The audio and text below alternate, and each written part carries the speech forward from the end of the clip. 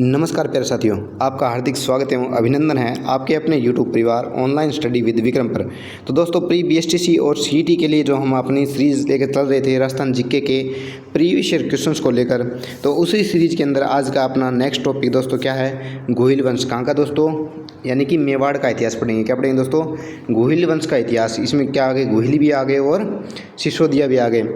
मुख्यतः कौन कौन से होंगे दोस्तों? महाराणा प्रताप, उदय सिंह, रतन सिंह, राणा सांगा एवं उनकी किसकी, गोहिल वंश की, मेवाड़ की प्रशासनिक व्यवस्था और राजस्व व्यवस्था के बारे में हम आज अपने इस सीरीज के पार्ट को लेके आए हैं। और इसके अंदर दोस्तों 2 या 3 पार्ट के अंदर अपने कंप्लीट मेवाड़ का इतिहास कर लेंगे। तो स्टार्ट करते हैं आज के अपने पहले क्वेश्चन से दोस्तों। आज का अपना पहला प्रश्न ये रहा, मारवाड़ महाराणा प्रताप ने चावंड नहीं है दोस्तों, ये क्या है? चावंड है। क्या है दोस्तों? चावंड। महाराणा प्रताप ने अपनी राजधानी बनाया था ना चावंड को, कब? हल्दीघाटी के युद्ध के बाद, दिवेर के युद्ध के पश्चात चावंड को अपनी राजधानी बनाया। तो ये कब बनाया था दोस्तों? तो अपने सभी जानते हैं कि हल्दीघाटी का युद्ध कब हुआ था? 1576 को, जिसे कर्नल जेम्स टोड ने क्या कहा था? मेवाड़ की थर्मोपोली। ठीक है, किसने कहा था? मेवाड़ की थर्मोपोली किसने कहा था? कर्नल जेम्स टोड ने कहा था। किसको कहा था? हल्दीघाटी के युद्ध को कहा था, ये याद करना है दोस्तों। फिर उसके बाद हुआ 1582 में क्या हुआ दोस्तों? दिवेर का युद्ध हुआ। किसका युद्ध हुआ? दिवेर का युद्ध। किसके मध्य? अकबर और प्रताप के मध्य हुआ।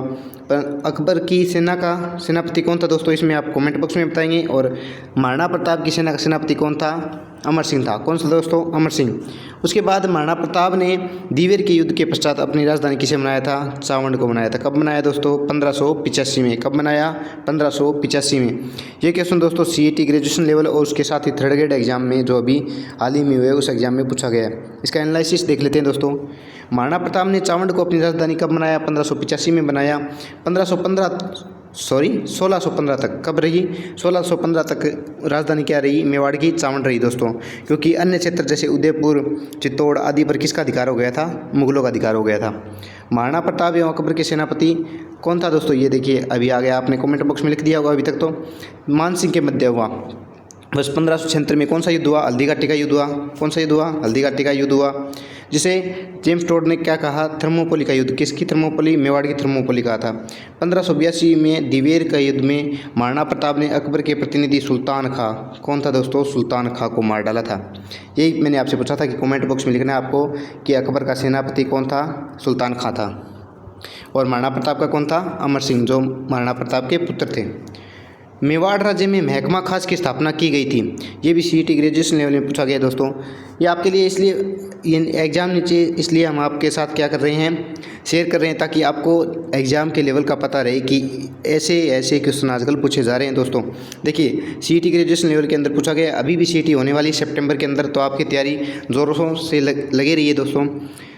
देखिए नेक्स्ट क्वेश्चन, मेवाड़ राज्य में महकमा खास की स्थापना किसने की थी? तो महकमा खास की स्थापना की थी महाराणा शंभू सिंह ने, महाराणा अजीत सिंह ने, महाराणा गंगा सिंह ने या महाराणा सज्जन सिंह ने। तो आपने यदि मेवाड़ का इतिहास थोड़ा पढ़ा है तो महाराणा गंगा सिंह तो कोई मेवाड़ के इतिहास में है ही नहीं, ये ऑप्शन ऐसे कट गया। बात करें तो महकमा खास की, तो महकमा खास की स्थापना की थी दोस्तों, किसने की थी? महकमा खास की स्थापना आपके की थी शंभू सिंह ने। किसने की? शंभू सिंह ने। उसके बाद इजलास खास की बात करें तो ये स्थापना किसने की थी? महाराणा सज्जन सिंह ने। किसने की? महाराणा सज्जन सिंह ने। देखिए इसका विश्लेषण देख लेते हैं। ये देखिए, मेवाड़ राज्य में महकमा खास यानी कि सर्वोच्च सर्वोच्च न्यायालय, क्या? सर्वोच्च न्यायालय, जैसे अपने अभी क्या है सुप्रीम कोर्ट है ना, उसी प्रकार से सर्वोच्च न्यायालय के रूप में उस समय क्या था? महकमा खास की स्थापना की किसने? महाराणा शंभू सिंह ने। कब की? तो कब ये की थी दोस्तों? 1869 में। कब की? 1869 यानी कि 1869 में। मेवाड़ राज्य में 10 मार्च 1877 ईस्वी को महाराणा सज्जन सिंह ने, किसने? महाराणा सज्जन सिंह ने क्या किया दोस्तों? इजलास खास की स्थापना की। किसकी स्थापना की? इजलास खास की।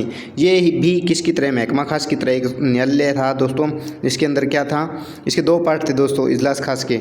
एक के अंदर तो दीवानी मामलों की सुनवाई की जाती थी और एक के अंदर फौजदारी मामले। दीवानी मामले यानी कि जैसे राज्य के अंदर शांति बनाए रखने, प्रजा की जो शिकायतें थी उनसे संबंधित, और फौजदारी सेना से संबंधित मामलों का निपटान किया जाता था। अगस्त 1880 में महाराणा सज्जन सिंह ने इजलास खास को समाप्त करके उसके स्थान पर क्या कर दिया, राजश्री महानंदराज, क्या दोस्तों, राजश्री महानंदराज सभा की स्थापना की थी। ठीक है, नेक्स्ट देखिए कटारगढ़ कहाँ स्थित है। कटारगढ़ कौन सा है दोस्तों, जिसे मेवाड़ की आंख कहा जाता है। किसे कहा जाता है, मेवाड़ की आंख, क्योंकि ये दोस्तों इतनी ऊंचाई पर है। कुंभलगढ़ जो दुर्ग है उसके अंदर पठार ई भाग है दोस्तों, 1225 या 1224 मीटर ऊंचा कुंभलगढ़ का पठार है दोस्तों, उसके ऊपर स्थित है कुंभलगढ़ दुर्ग। और उसी कुंभलगढ़ दुर्ग में क्या बना हुआ है दोस्तों, कटारगढ़। ये इतनी ऊंचाई पर है दोस्तों कि इससे पूरे मेवाड़ के ऊपर एक साथ नज़र रखी जा सकती है, इसीलिए कि इसे क्या कहते हैं, मेवाड़ की आंख कहा जाता है। ठीक है, कटारगढ़ कहाँ है दोस्तों, कुंभलगढ़ में है। और कुंभलगढ़ का निर्माण करवाया था दोस्तों, किसने करवाया था, महाराणा कुंभा ने करवाया। किसने करवाया, महाराणा कुंभा ने करवाया था। कब करवाया दोस्तों, ये आपको बताना है, कमेंट बॉक्स में लिख दीजिए महाराणा कुंभा ने कुंभलगढ़ का निर्माण कब करवाया। और एक बात और बता दूं दोस्तों कि कुंभलगढ़ में महाराणा प्रताप का तो जन्म होता है और महाराणा कुंभा की क्या होती है, मृत्यु होती है। ठीक है, नेक्स्ट देखिए खानवा का युद्ध खालिस्तान में लड़ा गया। खानवा का युद्ध खालिस्तान में लड़ा गया, यानी कि किस सन में लड़ा गया, 1526 ईस्वी में, 1556 ईस्वी में, 1527 ईस्वी में, 1572 ईस्वी में। सबसे पहले तो बात करें दोस्तों खानवा का युद्ध किस किस के मध्य लड़ा गया, ये बात अपने को ध्यान होनी चाहिए। तो खानवा का युद्ध लड़ा गया था दोस्तों सांगा, महाराणा सांगा वर्सेज क्या था दोस्तों, बाबर। किस किस के मध्य लड़ा गया दोस्तों, सांगा वर्सेज बाबर। और इसमें किसकी जीत हुई दोस्तों, तो इस युद्ध में विजयी रहा, कौन रहा, बाबर विजयी रहा। इस युद्ध में दोस्तों महाराणा सांगा ने संपूर्ण राजपूताने के राजाओं को दोस्तों एक ध्वज के नीचे लाकर खड़ा कर दिया था। तो 17 मार्च 1527 को कौन सा युद्ध लड़ा गया था दोस्तों, खानवा का युद्ध लड़ा गया था। और इससे एक महीने पहले, ठीक एक महीने पहले 16 फरवरी 1527 को युद्ध लड़ा गया था दोस्तों, बयाना का युद्ध, जिसमें कौन जीता, जिसमें सांगा जीता था, महाराणा सांगा की जीत हुई थी, बाबर हार गया था। और एक महीने के पश्चात 17 मार्च 1527 को, कब दोस्तों, 17 मार्च 1527 को बाबर ने आक्रमण कर दिया और युद्ध हुआ। खानवा का युद्ध कहाँ हुआ दोस्तों, खानवा का युद्ध गंभीरी नदी के तट पर, जिसके अंदर बाबर की क्या होती है दोस्तों, जीत होती है। ठीक है, इसमें बाबर ने दोस्तों 3-4 क्या किए थे, प्रवचन दिए थे अपनी सेना को। ठीक है, एक तो क्या किया था उसने, कहा सेना को कहा था कि मैं शराब पीना छोड़ दूंगा, क्या कर दूंगा दोस्तों, शराब पीना छोड़ दूंगा। दूसरा उसने क्या कहा था, उसने नारा दिया था दोस्तों, क्या नारा दिया था, उसने नारा दिया था मजहब से संबंधित। ठीक है, इस्लाम धर्म से संबंधित नारा दिया। वो नारा आपको कमेंट बॉक्स में लिखना है कि कौन सा नारा दिया था बाबर ने, कब, खानवा युद्ध के समय। उसी के कारण उसकी क्या हुई, उसकी सेना में क्या गया दोस्तों, पुनः मनोबल आ गया और वो युद्ध जीत जाता है। निम्नलिखित कथनों में से कौन सा कथन चिरवा शिलालेख के बारे में सही है दोस्तों, चिरवा शिलालेख के बारे में सही है। तो चिरवा शिलालेख कहाँ है दोस्तों, चिरवा शिलालेख चित्तौड़गढ़ के अंदर स्थित है। ठीक है, बात करें फर्स्ट ऑप्शन की, तो यह 1273 ईस्वी में संस्कृत भाषा में उत्कीर्ण है, ये बात बिल्कुल सही है दोस्तों। रतन प्रभु सूरी इसके प्रशस्तिकार थे, ये बात भी सही है दोस्तों। इसके शिल्पी दिल्लन थे, ये बात भी सही है। और बात करें नेक्स्ट की, अग्निकुंड से उत्पन्न राजपूतों का इसमें उल्लेख मिलता है, ये बात गलत है दोस्तों, क्योंकि इसमें राजपूतों का जो अग्निकुंड से उल्लेख है वो चिरवा शिलालेख के अंदर ये बात की जानकारी नहीं मिलती है। जबकि इसके अंदर तो क्या मिलता है, प्राचीन गुहिल राजवंश का इतिहास चिरवा शिलालेख के अंदर उत्कीर्ण किया हो गया है। ठीक है, ये अग्निकुंड से उत्पन्न राजपूतों की जो उत्पत्ति है उसका जानकारी हमें कौन देता है दोस्तों, वो बिजौलिया शिलालेख है। कौन सा है, बिजौलिया शिलालेख है, ये आपको ध्यान रखना है। देखिए कूट मिलान करना था दोस्तों, तो उसके अंदर अपने देख चुके थे कौन कौन से ऑप्शन सही थे दोस्तों। तो यहाँ पर ऑप्शन ए 2 और 3, ऑप्शन 1 2 और 3, 1 2 और 4, 1 2 और 3। तो हमारा ऑप्शन यहाँ पर क्या होगा दोस्तों, ऑप्शन नंबर 2 बी सही हो जाएगा। कौन कौन से वक्तव्य पहला, दूसरा और तीसरा हमारे यहाँ पर सही हैं। नेक्स्ट देखिए इसका विश्लेषण देख लेते हैं। चिरवा का शिलालेख 1273 ईस्वी में राजस्थान के उदयपुर जिले के चिरवा गांव के एक मंदिर से बाहरी द्वार पर उत्कीर्ण करवाया गया था। कहाँ पर दोस्तों, चिरवा गांव के अंदर। इसमें संस्कृत के 51 श्लोकों का वर्णन मिलता है। रत्न प्रभु सूरी ने इसकी रचना की थी और पार्श्वचंद्र ने इसे क्या किया दोस्तों, सुंदर लिपिबद्ध किया था। और पद्म सिंह के पुत्र केली सिंह ने उसे खोदा और शिल्पी दिल्लन ने उसे दीवार पर लगाने का कार्य किया। तो दोस्तों इंपॉर्टेंट कौन कौन से, एक तो दिल्लन, एक रत्न प्रभु सूरी जिसने इसकी क्या की दोस्तों, रचना की, और पार्श्व चंद्र जिसने इसको क्या किया, लिपिबद्ध किया था। ठीक है, और इसमें क्या मिलता है दोस्तों, गुहिल वंश का इतिहास हमें देखने को मिलता है। नेक्स्ट क्वेश्चन देखिए, चिरवा शिलालेख किस राजवंश के शासकों का उल्लेख करता है? तो अभी हम देख के आए हैं, मारवाड़ के शासकों का, जी नहीं। मेवाड़ के गुहिल शासकों का, जी हाँ। आमेर के कछुआ शासकों का, जी नहीं। अजमेर के चौहान शासकों का, जी नहीं। तो ऑप्शन क्या होगा, बी हमारा यहाँ पर क्या हो जाएगा, राइट आंसर हो जाएगा दोस्तों। नेक्स्ट देखिए, मानमोरी शिलालेख राजस्थान के किस क्षेत्र से संबंधित है? ये वही मानमोरी शिलालेख है दोस्तों जो कर्नल जेम्स टोड इसको क्या गया था, अपने साथ लेके गया था, और ज़्यादा भारी होने के कारण, समुद्र में तूफान आने के कारण उसने क्या किया, मानमोरी शिलालेख को समुद्र के अंदर फेंक दिया। अपने साथ लेके जाना चाहता था दोस्तों, परंतु क्या हुआ कि जैसे ही समुद्र से यात्रा कर रहा था तो रास्ते में तूफान आने की वजह से, अपने डूबने के डर से उसने क्या किया, इसको समुद्र में फेंक दिया था। तो मानमोरी शिलालेख दोस्तों किस क्षेत्र से संबंधित है? मंदसौर से, चित्तौड़ से, माउंट आबू से या पाली से? तो मानमोरी शिलालेख के अंदर दोस्तों कहाँ का, चित्तौड़ का इतिहास चित्तौड़ के इतिहास की हमें जानकारी मिलती है। विश्लेषण में देखिए दोस्तों, मानमोरी शिलालेख मानसरोवर झील के निकट चित्तौड़ में एक स्तंभ पर उत्कीर्ण था। कौन सी झील के किनारे? मानसरोवर झील के किनारे। कहाँ पर? चित्तौड़गढ़ में उत्कीर्ण करवाया गया था। मानमोरी शिलालेख 8वीं सदी का शिलालेख है। कब का है दोस्तों? 8वीं सदी का शिलालेख कौन सा है? हमारा मानमोरी शिलालेख है। मानमोरी शिलालेख के रचयिता कौन थे दोस्तों? पुष्य। कौन था? पुष्य। तथा उत्कीर्णकर्ता कौन था? शिवादित्य था दोस्तों। ठीक है, ये भी आपको थोड़ी सी जानकारी क्या करनी है, ध्यान में रखते हुए चलना है। निम्नलिखित में से कौन सा अभिलेख चित्तौड़ के प्रारंभिक इतिहास पर प्रकाश डालता है? तो चित्तौड़ के प्रारंभिक इतिहास पर प्रकाश डालने वाला दोस्तों, देखिए अभी हमने बात की थी कि 8th सेंचुरी का कौन सा शिलालेख है? मानमोरी शिलालेख है। ठीक है, और 1273 यानी कि 13वीं सेंचुरी का कौन सा शिलालेख है? चिरवा शिलालेख है। तो जो मानमोरी शिलालेख है वो चिरवा शिलालेख से क्या हो गया, पहले का हो गया। ठीक है, तो अतलेश्वर का शिलालेख, मानमोरी शिलालेख, सामूली शिलालेख, बिजोलिया शिलालेख। तो बिजोलिया अभिलेख है दोस्तों, उसमें तो क्या मिलता है हमें, चौहानों का इतिहास मिलता है और राजपूतों की अग्निकुंड से उत्पत्ति का हमें साक्ष्य प्राप्त होता है। अश्लेश्वर शिलालेख जो दोस्तों सिरोही के अंदर है, उससे हमें मेवाड़ के प्राचीन इतिहास, चित्तौड़ के प्राचीन इतिहास की हमें जानकारी प्राप्त नहीं होती है। जबकि मानमोरी शिलालेख वो क्या है दोस्तों, प्राचीन मेवाड़ के इतिहास की जानकारी हमें देता है। तो ऑप्शन नंबर बी हमारा यहाँ पर क्या हो जाएगा, सही हो जाएगा। राजस्थान का कौन सा पूर्व राजवंश शैव परंपरा का निर्वहन करता है? तो शैव, देखिए दोस्तों, आज भी हम एकलिंग जी मंदिर का जो अपने अध्ययन करते हैं दोस्तों, जब मंदिर और स्थापत्य कला में पढ़ेंगे तो देखेंगे कि मंदिरों के अंदर एकलिंग जी मंदिर आज भी उपस्थित है दोस्तों। और वहाँ पर आज उस वर्तमान में उसे क्या कहा जाता है, लकुलिश मंदिर कहा जाता है, जो मेवाड़ के अंदर गुहिल वंश के द्वारा स्थापित मंदिर है दोस्तों, जिसकी स्थापना किसने करवाई थी? बप्पा रावल ने करवाई थी। किसने करवाई थी दोस्तों? बप्पा रावल ने, जिसकी उपाधि क्या है, कालभोज है। तो यहाँ पर शैव परंपरा का निर्वहन करने वाला राजवंश कौन सा हो गया दोस्तों? गुहिल राजवंश हो गया। कौन सा हो गया? गुहिल राजवंश। ठीक है, गुहिल या गुहिलादित्य इस वंश का संस्थापक था। किस वंश का? गुहिल वंश का। वह शैव परंपरा का निर्वहन करता था। बप्पा रावल भगवान एकलिंग नाथ को अपना कुलदेवता मानते थे। और आज भी दोस्तों मेवाड़ के जो शाही परिवार है वो एकलिंग जी को अपने कुलदेवता के रूप में पूजता है। निम्नलिखित में से एकलिंग शिलालेख का लेखक है? ये शिलालेख है कहाँ दोस्तों? चित्तौड़ के अंदर स्थित है। महेश्वर, जगन्नाथ राव, राणा कुंभा, जगत सिंह। तो दोस्तों इस शिलालेख का जो लेखक है वो कौन है? किस शिलालेख का? जो एकलिंग अभिलेख है उसका लेखक कौन है, या जो उत्कीर्ण करता है वो कौन है? महेश्वर है दोस्तों। देखिए, गुहिल वंश के प्रसिद्ध एकलिंग जी मंदिर का निर्माण बप्पा रावल ने करवाया। किसने करवाया दोस्तों? बप्पा रावल, जिसकी उपाधि क्या थी? कालभोज की उपाधि थी। एकलिंग जी गुहिल वंश के कुल देवता माने जाते हैं।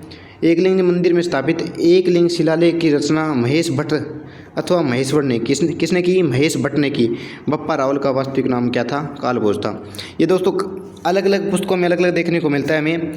कहीं पर तो देखने को मिलता है कि वास्तविक नाम बप्पा रावल था, उसकी उपाधि कालभोज थी, या कहीं देखने को मिलता है कि उसका वास्तविक नाम कालभोज था, उपाधि बप्पा रावल थी। अपने को तो ध्यान रखना है कि बप्पा रावल और कालभोज एक ही है। अपने एग्जाम में क्वेश्चन सही होना चाहिए आ जाए तो। नेक्स्ट देखिए, नाथ प्रशस्ति राजस्थान की किस रियासत से संबंधित है? नाथ प्रशस्ति राजस्थान की किस रियासत से संबंधित है? मारवाड़ से है, मेवाड़ से है, जयपुर से है, या जैसलमेर से है? तो ये दोस्तों आपने ये इस क्वेश्चन का आंसर तो वैसे भी अंदाजे से कर दिया होगा, क्योंकि अपने मेवाड़ का इतिहास पढ़ रहे हैं। तो यहाँ पर कौन सी मेवाड़ से संबंधित कौन सी प्रशस्ति आ जाएगी? नाथ प्रशस्ति आ जाएगी। इसका विश्लेषण देख लेते हैं दोस्तों।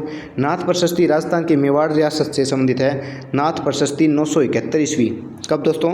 971 ईस्वी में राजस्थान के उदयपुर जिले के एकलिंग जी के मंदिर के पास लकुलिस मंदिर में संस्कृत भाषा में उत्कीर्ण की गई थी। थोड़ा सा मैं आपको बता दूं दोस्तों कि जो ये लकुलिस मंदिर है और ये एकलिंग जी मंदिर है, ये एक ही है दोस्तों। क्या है? एक ही मंदिर है। अब एकलिंग जी मंदिर और लकुलिस मंदिर, यहाँ पर आपको क्या हो रहा है, थोड़ी कन्फ्यूजन हो रही है, तो वो क्लियर कर दूं दोस्तों कि बप्पा रावल ने एकलिंग जी के मंदिर का निर्माण करवाया। ठीक है। उसके बाद राणा मोक्कल, किसने दोस्तों?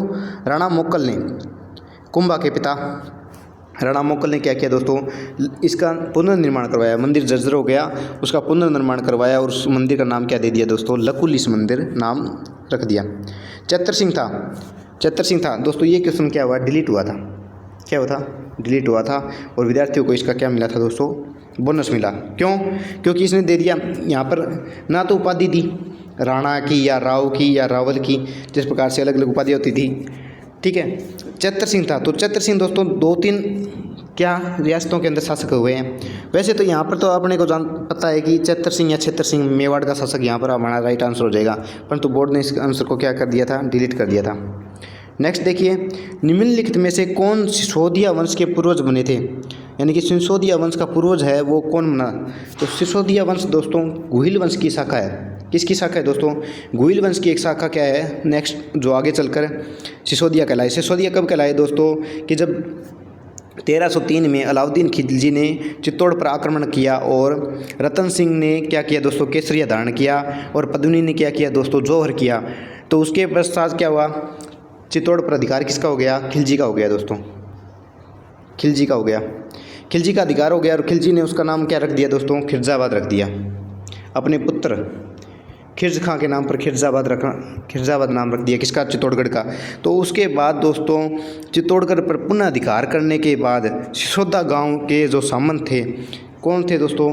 हमीर। उन्होंने क्या किया दोस्तों? पुनः चित्तौड़ पर अधिकार किया और नई शाखा के रूप में, सिसोदिया शाखा के रूप में पुनः जो राणा ने जो अधिकार किया दोस्तों, वो कौन से थे? गुहिल वंश की शाखा है। राणा हमीर ने अधिकार किया सिसोदिया वंश के रूप। ठीक है। तो सिसोदिया वंश के पूर्वज कौन हो गए दोस्तों? जो सबसे पहले सिसोदिया कहलाए वो कौन थे? राणा हमीर। नेक्स्ट देखिए, मेवाड़ के निम्न शासकों का सही कालक्रमानुसार इनको क्या करना है दोस्तों? व्यवस्थित करना है कि सबसे पहले कौन शासक था, उसके पश्चात कौन शासक बना। कालक्रम के अनुसार इनको सही व्यवस्थित करना है। तो राणा हमीर, अभी हम देखते हैं दोस्तों, राणा हमीर ने क्या किया था? राणा हमीर ने दोस्तों मेवाड़ के अंदर सिसोदिया वंश की स्थापना की पुनः। चतर सिंह या चतर सिंह दोस्तों कौन सा है? जिसने भूताला का युद्ध हुआ था इल्तुतमिश के साथ। ठीक है। तो ये तो अमीर से पहले आ गई बात, क्योंकि ये तो है 1227 की, या कब की बात है दोस्तों? 13वीं सदी, 1200 कुछ की बात है। नेक्स्ट देखिए, अमीर, छतर सिंह, लक्ष्य सिंह या लाखा, राणा लाखा और मोक्कल। तो लक्ष्य सिंह और लाखा और मोक्कल ये तो पिता पुत्र थे दोस्तों। लाखा पिता था और मोक्कल पुत्र था, ये सभी को पता है। उससे पहले छतर सिंह या चेतर सिंह और अमीर ने दोस्तों क्या किया? सिसोदिया वंश की स्थापना की मेवाड़ के अंदर पुनः। जबकि चेतर सिंह तो है दोस्तों रतन सिंह से की पूर्व का है, पहले का शासक है। रतन सिंह कब मृत्यु को प्राप्त हुआ दोस्तों? 1203 के अंदर जब अलाउद्दीन खिलजी ने मेवाड़ पर आक्रमण किया तो रतन सिंह की क्या हो गई? मृत्यु हो गई। उससे पहले चेतर सिंह शासक था, यानी कि चेतर सिंह सबसे पहले आएगा। तो ऑप्शन सेकंड देखिए दोस्तों, छतर सिंह या चेतर सिंह सबसे पहले दे रखा है, उसके बाद अमीर दे रखा है, उसके बाद लाखा और मोक्कल। तो ये तो क्रम के अनुसार अपने क्या हो गए? सही हो गए दोस्तों। तो ऑप्शन नंबर बी हमारा यहाँ पर क्या हो जाएगा दोस्तों? सही आंसर हो जाएगा। देखते हैं, हाँ ऑप्शन बी हमारा यहाँ पर सही हो गया। देखते हैं मेवाड़ के शासकों का सही कालक्रम अनुसार व्यवस्थित करने का तरीका कौन सा हो गया दोस्तों? पहले सबसे पहले कौन आ गया? छतर सिंह आ गया, फिर राणा हमीर, फिर लक्ष्य सिंह या लाखा और फिर मोक्कल। छतर सिंह का शासनकाल कब था दोस्तों? 1213 से 1250। इसने भूताला का युद्ध प्रसिद्ध है दोस्तों, काफ़ी बार पूछा गया है। भूताला का युद्ध किस किस के मध्य हुआ? तो भूताला का युद्ध हुआ मेवाड़ के शासक चतर सिंह और इल्तुतमिश के मध्य। क्या दोस्तों? इल्तुतमिश के मध्य हुआ था। फिर राणा हमीर आए, उसके बाद राणा लाखा और राणा मोक्कल। नेक्स्ट देखिए, आज का अपना नेक्स्ट प्रश्न देखिए दोस्तों, किस मेवाड़ शासक के समय जावर की खानों में चांदी की प्राप्ति हुई? तो जावर में चांदी की खानें दोस्तों, वर्तमान में ये खान क्या है, अभी तो वर्तमान में क्या है, बंद है दोस्तों। और यहाँ पर सीसा और जस्ता की खान के लिए ये प्रसिद्ध है, क्योंकि दोस्तों सीसा, जस्ता और चांदी साथ ही निकलते हैं, सीसा और जस्ता, ठीक है, ये चांदी के साथ ही ऐसे के रूप में निकलते हैं। तो किसके समय निकली थी दोस्तों? तो जावर में चांदी की खान निकली थी दोस्तों राणा लाखा के समय। कब? राणा लाखा के समय। लखपति हो गया था लाखा, लखपति हो गया लाखा। कौन हो गया दोस्तों? लखपति हो गया लाखा। क्यों लखपति क्यों हो गया? कि चांदी की खान निकल गई थी। और उसी समय दोस्तों एक पिच्छू बंजारे ने यहाँ पर पिछोला झील का निर्माण भी करवाया था, ठीक है, ये भी आपको याद रखना है। काफ़ी बार पूछा गया कि पिछोला झील का निर्माण किसने करवाया या किसके शासनकाल में हुआ? तो महाराणा लाखा के शासनकाल में हुआ, निर्माण करवाया पिच्छू बंजारे ने। मेवाड़ के शासक महाराणा लाखा शासनकाल 1382 से 1421 के मध्य जावर की खानों से चांदी की प्राप्ति हुई, साथ ही खनन कार्य भी प्रारंभ हुआ। राणा लाखा के समय पिछोला झील का निर्माण भी। ये चित्र बंजारे, यहाँ पर चित्र दे रखा है दोस्तों, यहाँ पर क्या आया मानी? पिच्छू बंजारा भी आ सकता है। पिच्छू उसी के नाम पर पिछोला झील का नाम पड़ा था, पिछोला झील का निर्माण हुआ था। नेक्स्ट देखिए, गोरा और बादल ने किसकी रक्षा की? तो गोरा और बादल ने किसकी रक्षा की थी दोस्तों? रानी पद्मिनी की रक्षा की थी। किसकी की थी? रानी पद्मिनी की रक्षा की थी। ये चाचा और भतीजा थे। कौन थे दोस्तों? गोरा और बादल, ठीक है। रानी पद्मिनी के क्या हो गए? ये चाचा थे। और ये सिंहल द्वीप की राजकुमारी रानी पद्मिनी के साथ ही उसके पीहर से आए थे। और रानी पद्मिनी ने इनको क्या किया? रतन सिंह की रक्षा के लिए भेजा था। और रतन सिंह को ये किसकी कैद से? अलाउद्दीन खिलजी की कैद से छुड़ा कर भी ले आए थे। फिर युद्ध हुआ। युद्ध के अंदर कौन मारे गए दोस्तों? गोरा और बादल दोनों क्या हो गए थे? शहीद हो गए थे। और रानी पद्मिनी ने क्या कर लिया? जोर कर लिया था। नेक्स्ट देखिए, अलाउद्दीन खिलजी ने मेवाड़ पर आक्रमण किया था। अलाउद्दीन खिलजी ने मेवाड़ पर आक्रमण किया। मेवाड़ पर आक्रमण किया दोस्तों 1303 में। अभी हम पढ़ के आए हैं, मैंने आपको 2-3 बार बता दिया दोस्तों अभी 5 मिनट के अंदर अंदर कि मेवाड़ पर आक्रमण कब किया? 1303 में। जोर किसने किया? रानी पद्मिनी ने किया। केसरिया धारण किसने किया? रतन सिंह ने किया। और मेवाड़ का यानी कि चित्तौड़ था उस समय, मेवाड़ का राजधानी क्या थी? चित्तौड़गढ़ थी। तो चित्तौड़गढ़ का नाम बदलकर क्या रख दिया? खिरजाबाद रख दिया। किसने रख दिया? अलाउद्दीन खिलजी ने रख दिया। किसके नाम पर रख दिया? अपने पुत्र खिरज खां के नाम पर रख दिया, ठीक है। नेक्स्ट देखिए, महाराणा कुंभा के विषय में निम्नलिखित में से कौन सा कथन असत्य है? ये बताना आप लोगों को। क्या बताना है दोस्तों? असत्य है। असत्य कथन ध्यान रखना है। तो उन्होंने कुंभलगढ़ का निर्माण कराया, बिल्कुल सही। कब करवाया? 1458 में करवाया। कब करवाया? 1458 में करवाया। वे संगीत प्रेमी थे, बिल्कुल सही। वे मेवाड़ के महान शासकों में से एक थे, बिल्कुल सही। वे स्वयं विद्वान न थे, किंतु विद्वानों के आश्रयदाता थे। विद्वान न थे, ये बात नहीं होती ना दोस्तों, तो चारों कथन सही हो जाते हैं। क्योंकि महाराणा कुंभा है वो दोस्तों, वो स्वयं एक विद्वान थे। वो जो उन्होंने क्या किए थे दोस्तों? विभिन्न ग्रंथ भी लिखे थे, संगीत के भी अच्छे जानकार थे। तो उनकी उपाधियां भी दोस्तों इसी प्रकार से हैं कि हाल गुरु, छाप गुरु, ठीक है, हाल गुरु, छाप गुरु, संगीत राज, संगीत मीमांसा, इस प्रकार की उनकी रचनाएं हैं। उसके अलावा उन्होंने क्या किया दोस्तों? चंडी शतक की रचना की है। और गीत गोविंद टीका, यानी कि गीत गोविंद की रचना है, उसके ऊपर क्या की है? उन्होंने टीका लिखी है। तो ऑप्शन 4 हमारा यहाँ पर क्या हो जाएगा? गलत हो जाएगा दोस्तों। नेक्स्ट देखिए, सारंगपुर का युद्ध 1437 किन राज्यों के मध्य हुआ? सारंगपुर का युद्ध वही युद्ध है दोस्तों जिसके उपलक्ष्य में या जिसकी विजय के उपलक्ष्य में महाराणा कुंभा ने क्या करवाया था दोस्तों? विजय स्तंभ का निर्माण करवाया। किसका निर्माण करवाया? विजय स्तंभ का निर्माण करवाया। किसका निर्माण करवाया? विजय स्तंभ का निर्माण करवाया। किसने? महाराणा कुंभा ने। तो एक बात तो है कि ये मेवाड़ से संबंधित है। दूसरा किससे संबंधित है दोस्तों? तो मालवा से संबंधित है। मेवाड़ और मालवा के मध्य युद्ध हुआ दोस्तों। कौन सा? सारंगपुर का युद्ध। कब हुआ? 1437 में। देख लेते हैं कब हुआ दोस्तों। ये देखिए, मेवाड़ के घुइल वंशीय सिसोदिया वंशी शासक कौन थे दोस्तों? महाराणा कुंभा। उनका शासनकाल है 1433 से 1468 68 तक। तो जो कुशल योद्धा, योग्य शासक, साहित्य कला एवं संगीत के प्रेमी थे और पोषक भी थे, यानी कि विद्वान भी थे इनके दरबार में और ये स्वयं भी विद्वान थे। इन्होंने कुंभलगढ़, अचलगढ़ और सिरोही आदि प्रमुख दुर्गों का निर्माण कराया। ये दोस्तों ये ऐसे कहा जाता है कि राजस्थान या मारवाड़ के राजपूताने के 84 में से 32 दुर्गों का निर्माण किसने करवाया? राणा कुंभा ने करवाया था, ऐसा इतिहास में हमें देखने को मिलता है। कुंभा ने 1437 ईस्वी में सारंगपुर के युद्ध में मालवा के शासक कौन थे दोस्तों? महमूद खिलजी। कौन था दोस्तों? महमूद खिलजी को परास्त किया और उसके उपलक्ष्य में क्या चित्तौड़गढ़ के अंदर क्या दोस्तों कीर्ति स्तंभ या विजय स्तंभ का निर्माण करवाया था। नेक्स्ट देखिए आज का अपना अंतिम प्रश्न दोस्तों, उस व्यक्ति का नाम बताइए जो अभिनव भट्टाचार्य के नाम से जाना जाता है। तो अभिनव भट्टाचार्य सबसे अधिक उपाधियाँ किसकी थी दोस्तों? महाराणा कुंभा की थी। और अभिनव भट्टाचार्य भी किसे कहा जाता है? महाराणा कुंभा को कहा जाता है। इनकी और कौन कौन सी उपाधियाँ थी दोस्तों देख लेते हैं। राजस्थान के शासक महाराणा कुंभा को अभिनव भट्टाचार्य एवं हिंदू सुल्तान के नाम से जाना जाता है। महाराणा कुंभा 1433 से 1468 तक मेवाड़ के राजा थे, यानी कि शासक थे। इनका शासनकाल कब था? 1433 से 1468 तक। ठीक है दोस्तों, तो नेक्स्ट अपने आगे आने वाली वीडियो के अंदर बात करेंगे आगे वाले क्वेश्चनों की, मेवाड़ के इतिहास की। तब तक अपनी तैयारी के अंदर जोरदार जानदार शानदार तरीके से लगे रहिए दोस्तों। और आप अपने इस अध्यापक बनने के पथ से, यानी कि प्री बीसीसी वालों के लिए बोल रहा हूँ, आपको अध्यापक बनने के पथ से कोई नहीं डगमगा सकता दोस्तों।